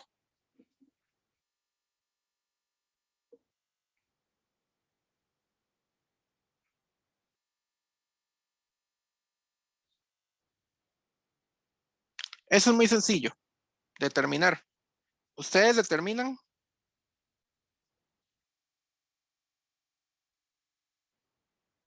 exactamente de la misma manera el número de moles del día 2. ¿Cuántos moles quedaron en el tanque? Es exactamente la misma fórmula. P por V entre RT. Presión absoluta el día 2, volumen, esa es una constante, no le voy a poner etiqueta. Temperatura del día 2. Después, calculan la masa del oxígeno del día 2. La masa del oxígeno del día 2, misma historia, número de moles del día 2 por la masa molar. Y la masa que se escapó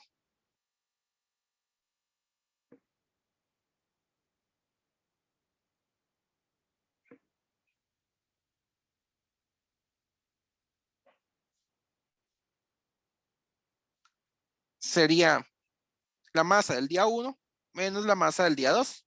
Y ahí, pues, lo que se escapó es lo que está faltando. ¿De acuerdo?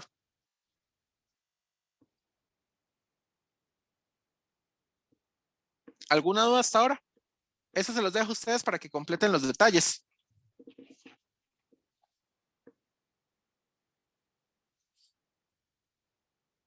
¿Hay alguna duda con este problema? Luego hago el que es el 18.9 y el 18.11, que quería hacerlos, pero ya no me va a dar tiempo. Vamos nada más a empezar el capítulo de primera ley de la termodinámica, solamente con un par de conceptos y con eso nos vamos. ¿De acuerdo?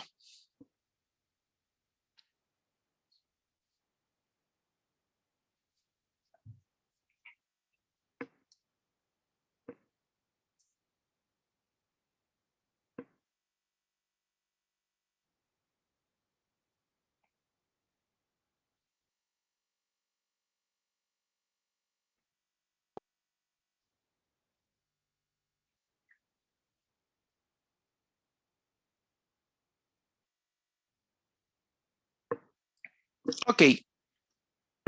Buscamos todo lo de temperatura, pero resulta que la idea de esto era estudiar cómo se comporta los cambios de energía que no son cambios por energía mecánica. ¿Qué fue lo que pasó? Vamos a hacer primero una pequeña máquina.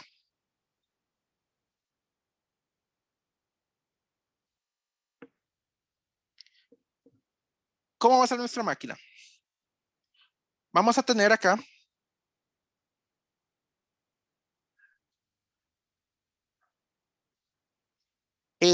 un contenedor. Le vamos a poner agua.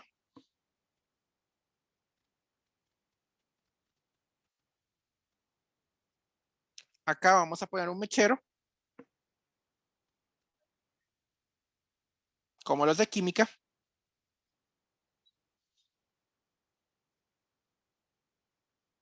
Entonces, ¿qué es lo que va a hacer? Va a obligar a que el agua se caliente y salga vapor.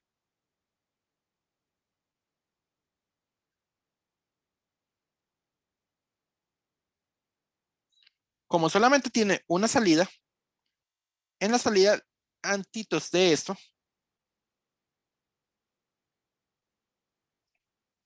Vamos a poner lo siguiente. Vamos a poner una paletica acá.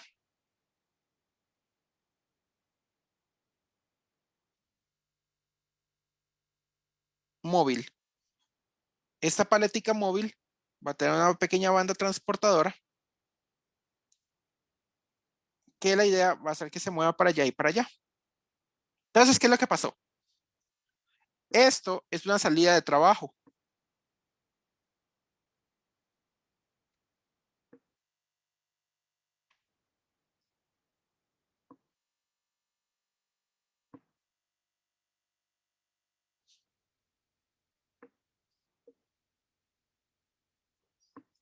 Entonces, en el momento en que nosotros pusimos el mechero, empezamos a calentar el agua. El agua mueve esas paletitas. Esas paletitas están conectadas, digámosle que con una banda, una cuerda, y esa cuerda se está moviendo. Eso lo podemos usar para hacer lo que quisiéramos. Podemos sacar de esta manera trabajo mecánico a punta del movimiento del vapor de agua. Muy bonito y todo eso. Entonces empezamos la revolución industrial.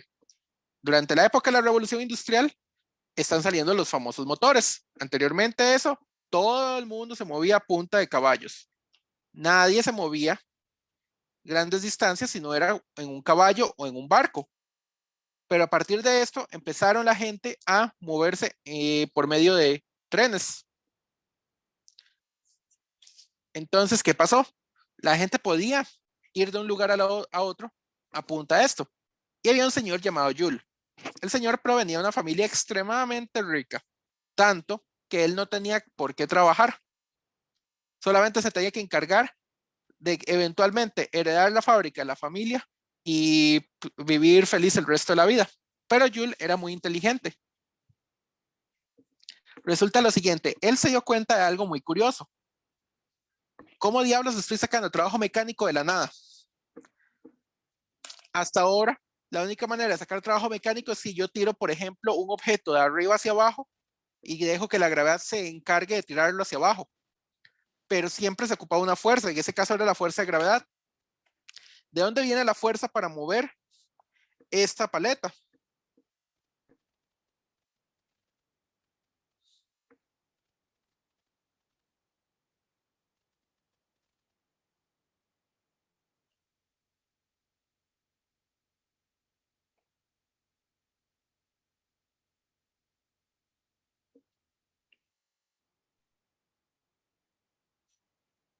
¿Alguien, alguna idea de dónde viene la fuerza? Lo Podría más ser, fácil. creo que podría ser la presión del vapor. Bueno, la presión que ejerce el vapor en las paletas, digamos. Exactamente. Las paletitas en realidad son como de esta forma. Bueno, es que yo no soy buen dibujante. Imagínense algo así como una esvástica.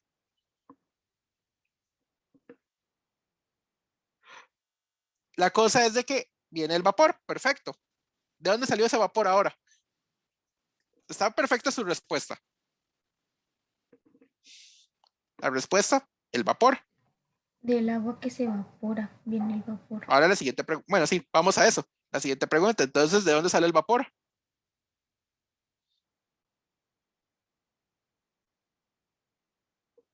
Su respuesta, muy bien. El agua caliente.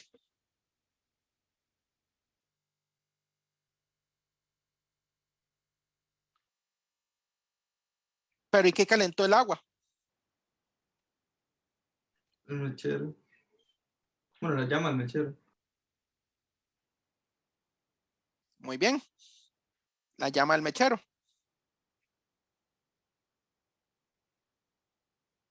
Ahora la siguiente pregunta. ¿De dónde saca energía el mechero? Del gas. Bueno, de la reacción que hace el gas con, bueno, la combustión, ¿no? Exactamente. La respuesta es la energía química. Pero ya vamos con esto. Esta respuesta la vamos a dejar en términos de asterisco.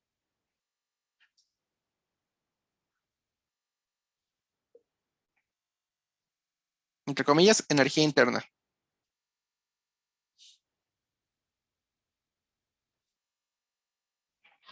Esta va a ser la palabrita clave acá. Energía interna. Entonces, ¿qué es lo que tenemos? tenemos un mechero que calentó el agua se convirtió en vapor, movió las paletitas y sacamos trabajo mecánico y tenemos nuestro motor, un motor bastante malo, por cierto, porque este no es un motor que funciona en un ciclo, pero es una máquina. Al final de cuentas, esto es una máquina y es lo único que me interesa.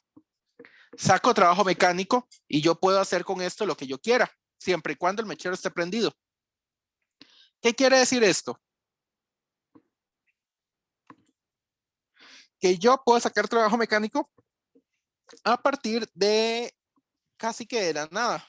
Eso a la gente no les gustaba, en especial los que estudiaban esto, por una razón. No entendían en ese momento lo que era la energía. Ellos solamente conocían un tipo de energía, que era la energía mecánica. Nada más. No se conocía absolutamente nada de otro tipo de energía. Entonces, ¿qué pasó? La gente decía, yo no, esto está sacando energía de la nada, pero es que no está sacando energía de la nada. Obviamente está haciendo una reacción química en el mechero para que pueda calentar el agua. Eso era lo que a la gente no les gustaba. Ellos detestaban enormemente decir que sacaba energía de una reacción química por una razón. Ellos no conocían ese tipo de energía. La energía que se conocía era cinética y potencial. De ahí fue donde salió la energía potencial química. Ya para solucionar y que todo el mundo se quede contento, la energía potencial química. Eso, la energía potencial química, quitémosle el nombre y vamos a llamarle ahora energía interna. El mechero no está cambiando de energía interna y está sacando esa energía interna para convertirla en trabajo mecánico, de alguna manera. ¿Por qué era que a la gente no le gustaba? Por una cosita muy importante. A ellos no les gustaba el concepto de calor. No les gustaba para nada. No sabían qué era el calor. El calor ellos lo decían de la siguiente manera. El calor era una especie de fluido, entre comillas, que ese fluido pasaba de una cosa que estaba a alta temperatura a una baja temperatura. Más o menos funcionaba para hacer cálculos, pero era terriblemente inútil ese concepto. Tenía montones de problemas, porque el calor no es un fluido. ¿Cómo diablos va a ser un fluido si es un fluido que no puedo sentir que está pasando de un lado al otro? Y solamente sirve si los pongo en contacto. Peor aún, ¿cómo adquiere un objeto ese calor? Entonces, ese fue el grave problema que teníamos. Ya actualmente sabemos de que ese fluido que le llamaban fluido calórico o solamente calórico no existe. Entonces, el objetivo de este capítulo va a ser estudiar lo que se conoce como energía interna, calor y primera ley de la termodinámica. Ver cómo se relacionan entre sí. Ver por qué es que yo puedo convertir energía mecánica en trabajo mecánico y poder empezar a mover el mundo. Entonces vamos primero con esto, la energía interna.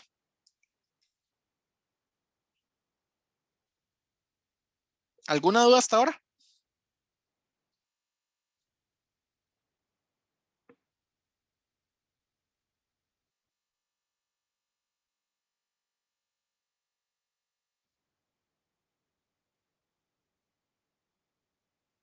¿Alguna duda?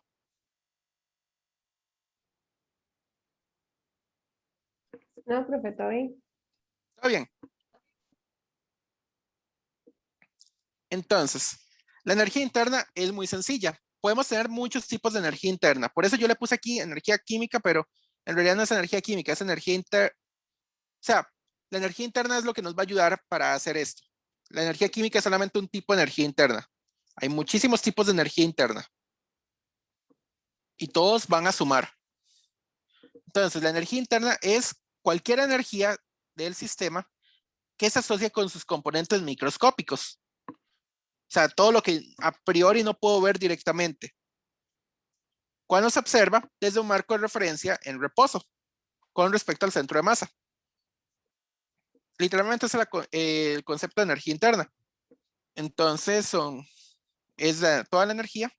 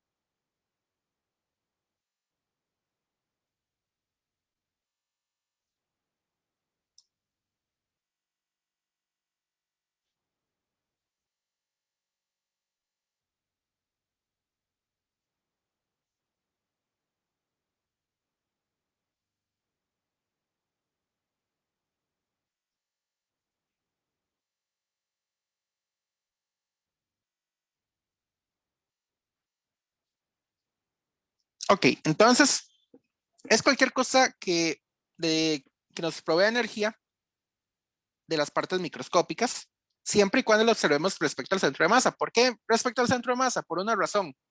En realidad hay otros libros que no requieren esta última parte, pero esos libros más avanzados y son muy ambiguos en esa parte. En realidad al final siempre lo terminan haciendo respecto al centro de masa. Lo que pasa es de que cuando le dan esa ambigüedad pueden tener un poquito más de libertad a la hora de hacer unas ecuaciones ahí, pero no es la gran cosa. Al final casi siempre se termina siendo el centro de masa. Entonces lo importante aquí es esto.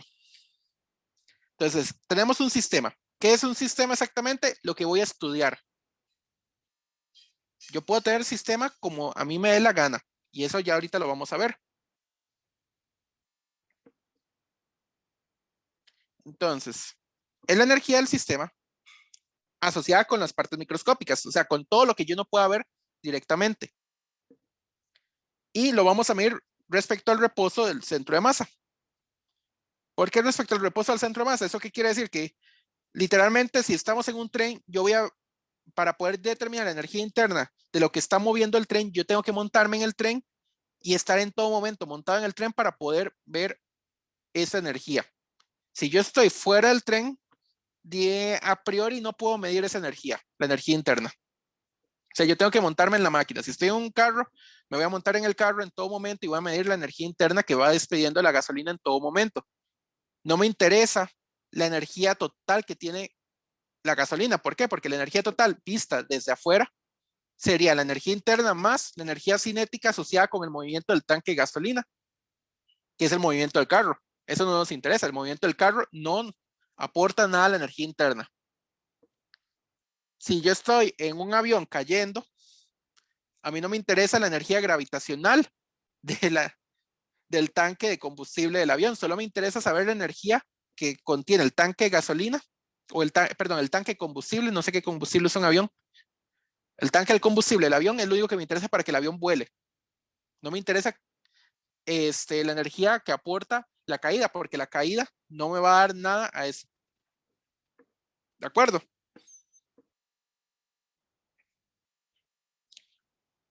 La energía interna normalmente se denota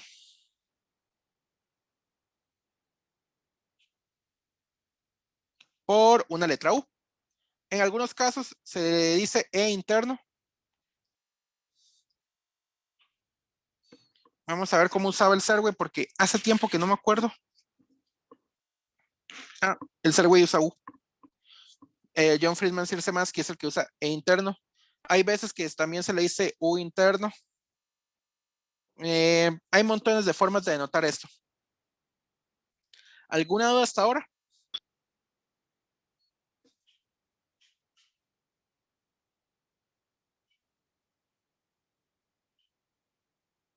Ya casi terminamos. Nada más un último concepto, que es el concepto de sistema. Y con esto terminamos. El sistema es lo que estoy estudiando.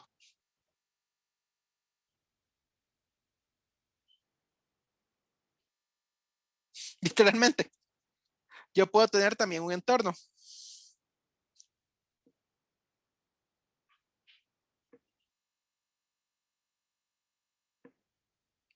El entorno es el exterior del sistema.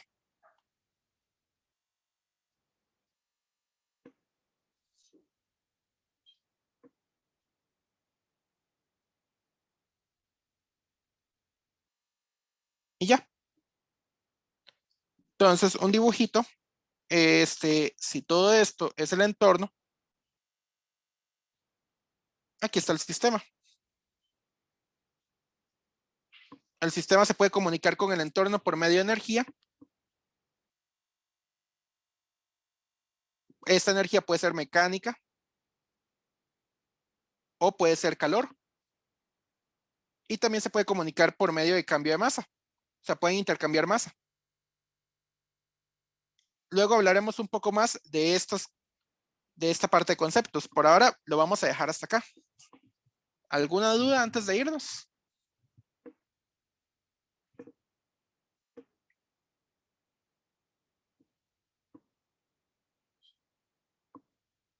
Profe, El intercambio de masa y calor es a través de energía interna, de energía No, mecánica. o sea, puedo intercambiar masa de una manera. Si yo tengo un tubo de escape de un automóvil, el tubo de escape está tirando los restos del combustible, si fuera gasolina o diésel.